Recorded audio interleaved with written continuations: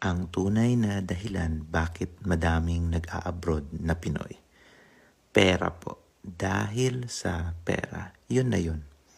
Bonus na lang yung ibang perks ng pagiging OFW.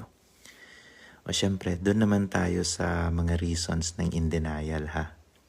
Number 1, love life. Syempre, pag nakabingwit ka ng AFAM, jackpot, congratulations sa'yo, kabayan. Number 2, travel. Mas madaling mag-travel pag nasa abroad ka. Ang hirap kasing makalusot sa immigration sa Pinas. May travel tax pa. Number 3, new environment at experience. Madami ka talagang matututunan sa ibang bansa. Yung work ethics nila, ibang culture at mga bagong pagkain. Makakamit ka rin ng new friends na pwede maging travel buddy. O at least, alam nyo na